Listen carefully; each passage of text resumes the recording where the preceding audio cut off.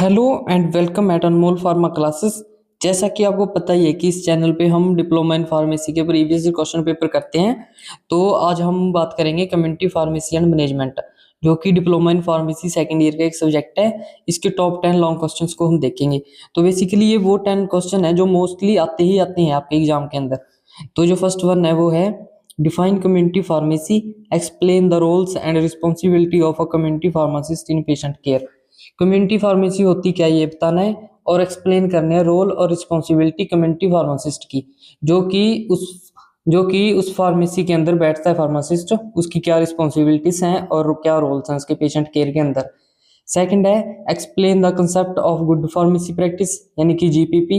ये भी बहुत ही इंपॉर्टेंट क्वेश्चन है जो हर बार की तरह आता ही है। Describe its importance in community pharmacy.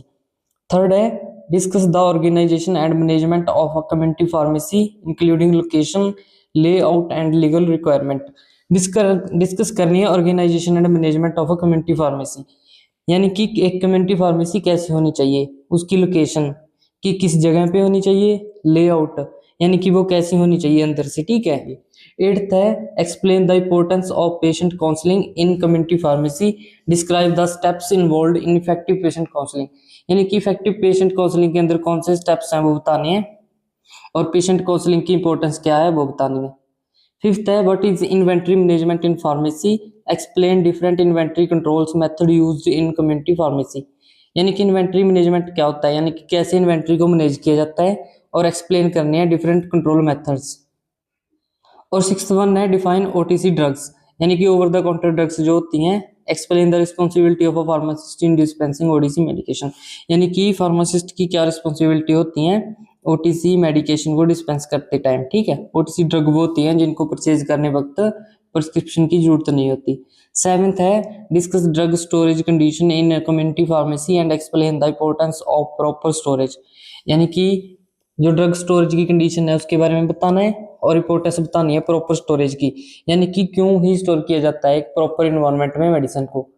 तो एट्थ है explain the concept of pharmaceutical care, describe its objective and role in improving patient outcomes.